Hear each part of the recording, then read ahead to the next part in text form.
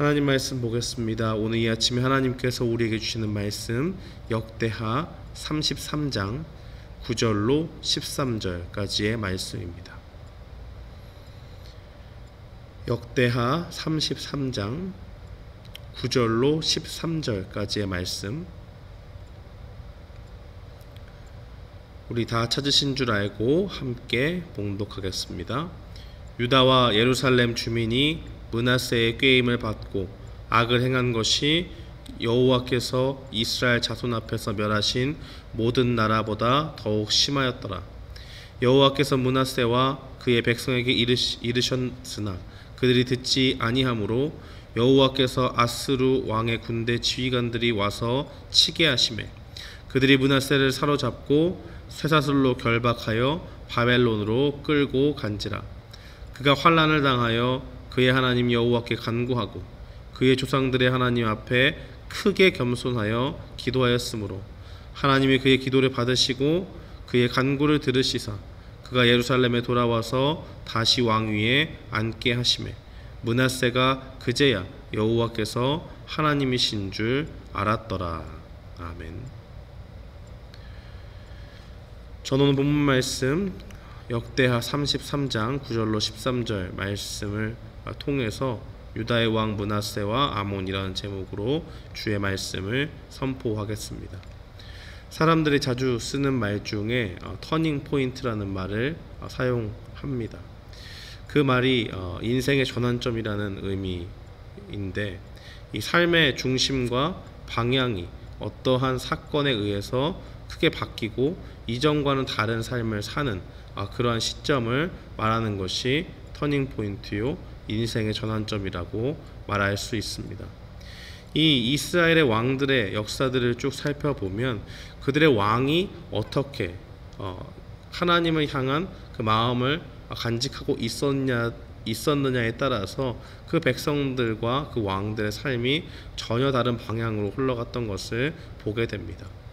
이 오늘 본문에 나와 있는 므낫세 왕은 히스기야 왕의 아들입니다.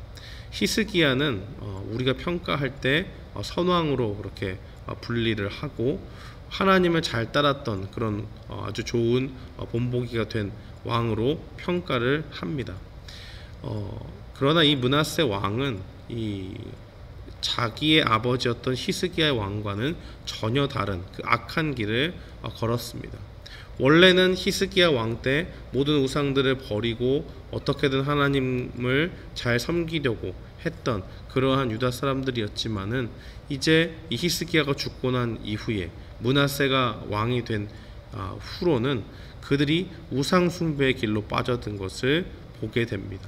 바로 그 유다 백성들과 하나님을 온전히 섬겨야 되는 하나님의 백성들이 이 영적으로 타락할 수밖에 없었던 그 이유가 무엇이었냐 하면 바로 이 므낫세 왕이 온전히 하나님을 섬기지 않았기 때문에 그렇습니다.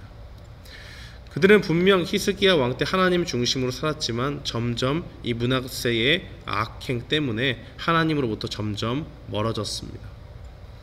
그 결과로 표출된 것이 곧 그의 우상 숭배입니다.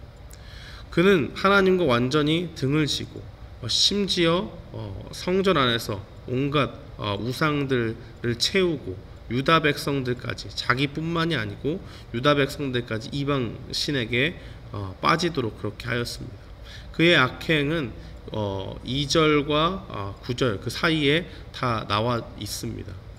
하나님께서 이방 민족의 그 더러운 행위를 다 쫓아내게 하셨는데 그 행위를 다시 들여와서 본받게 그렇게 하였고, 그는 그 히스기야 왕이 헐어버린 산당을 다시 세우면서 또 바알의 제단을 쌓고 또 아세라 여신상을 만들고 해와 달과 별을 숭배하는 그런 악행들을 자행합니다. 그리고 하나님께서 영원히 경배받으시겠다고 말씀하신 그 성전에다가 이방 신의 단을 쌓고 하늘의 별들을 숭배하는 단들도 그 뜰에 만들고요. 또 흰놈의 골짜기에서 자신의 아들들을 산채로 불태워 드리는 소위 인신제사라고 하죠. 이 몰렉, 특별히 몰렉이라고 하는 그 신에게 그 제사를 드릴 때 이러한 방법으로 했는데, 하나님께서 아주 가증히 여기시는 일로 이 이스라엘 백성들이 가나안 땅에 들어갈 때부터 이미 모세 율법을 통해서 금지된 바가 있는 그러한 일들인데, 그 악한 답습을 그대로 쫓아서 자신의 아들을 제물로 바칩니다. 그는 또 점을 치고 마술사, 또 무슨 영매와 점쟁이들을 찾아서 하나님의 말씀을 따라 살기보다는 그러한 악한 영들에게 인도를 받는 그러한 일들을 통해서 하나님의 진노를 사게 됩니다. 자기가 또 직접 우상을 만들고 한 것을 하나님의 성전에다가 세우게 됐는데, 이 성전은 하나님께서 온전히 경배를 받는 곳인데, 본인이 지금 자기가 만든 그 우상을 그 가운데 놓음으로 인해서 하나님이 온전히 경배받지 못하도록 하는 아주 악함의 끝을 보여주고 있습니다. 그래서 9절 말씀은 이렇게 평가를 합니다. 므낫세가 행한 것이 이 유다와 이스라엘 백성들을 꾀어서 여호와께서 이스라엘 백성 앞에서 멸망시킨 다른 이방 민족들보다 더 악한 일들을 행했다라고 그렇게 므낫세의 악행을 평가합니다. 하나님께서 이렇게 악한 므낫세의 행적을 보시고 드디어 칼을 빼서 징계를 하십니다. 어떻게 징계를 하게 됩니까? 아수르 왕의 군대 장관들을 사용해서 유다를 침략하게 만들고, 이 므낫세가 쇠사슬에 묶여서 바벨론으로 끌려가게 만듭니다. 하나님께서는 이렇게 자기의 백성들이 온전히 하나님을 섬기지 않을 때, 그들이 하나님을 섬기는 길에서 떠날 때 하나님께서는 종종 이방 나라들을 쳐서 징계의 채찍으로 사용하셨던 것을 보게 됩니다. 그는 이러한 일이 있을 때에 더 이상 하나님 앞에 실수하지 않습니다. 그의 할아버지였던 아하스는 그 일들을 통해서 자신들이 외세 침략을 받고 할 때에 하나님께로 나아간 것이 아니라 이방신들을 더욱더 섬기는 길로 나아갔지만, 이 므낫세는 빨리 깨닫고 아내가 하나님 앞에 범죄하였구나 라는 것을 느끼고 하나님 앞에 회개했습니다. 그때에 하나님께서 그 회개의 기도를 들으시고 자신을 크게 낮춰서 내가 정말 하나님 앞에 므낫세가 겸손히 하나님 앞에 내가 정말 죄인입니다 하나님께서 나의 죄를 용서하여 주시옵소서 하는 그 회개의 기도를 들으시고 응답하셔서 다시 그가 왕위에 앉을 수 있도록 은혜를 베푸십니다. 므낫세가 이러한 하나님 앞에 회개의 기도를 드리고 그 회개 기도를 통해서 하나님께서 자기에게 왕위를 다시 허락해 주신 일들을 통해서 이 므낫세의 인생은 전혀 다른 삶으로 완전히 바뀝니다. 그가 회개하고 하나님을 만나니까 그의 인생 가운데 인생의 전환점이 생긴 것입니다. 그는 이 순간 이후로부터 하나님께 회개한 그 순간부터 이 유다의 개혁들을 시작하게 됩니다. 우상을 제거하는 일에 힘썼습니다. 하나님의 전을 수리하고 하나님 앞에 화목제와 감사제를 드렸습니다. 그리고 유다 백성들에게 선포하기를 우리가 이제 우상 숭배를 그치고 온전히 하나님만을 섬겨야 한다라는 그것을 왕의 명령으로 공포하게 됩니다. 그리고 그 이후에는 그가 하나님을 따라서 살았다고 그렇게 이야기를 합니다. 사랑하는 성도 여러분, 우리의 인생도 이와 같은 터닝 포인트가 있어야 될 줄 믿습니다. 날마다의 삶 가운데서 하나님의 말씀을 우리가 붙잡고 살아갈 때 우리는 얼마나 연약합니까? 그 믿음이 좋다고 하는 다윗도 그 믿음이 좋다가도 이 밧세바의 아내를 통해서 유혹을 얻게 되고 사탄이 틈을 타서 그가 무너지는 것을 보지 않았습니까? 히스기야 왕도 마찬가지죠. 하나님께 온전히 그 삶을 의지하고 나아갈 때 하나님께서 승리도 주시고 또 그 가운데서 그가 부국강병을 이루게 되는 그러한 일들을 보여주었지만은 그 가운데 교만함으로 얼마나 그 믿음의 사람이었다고 하는 그 평가에서 흠이 나는 그런 모습들을 보여줍니까?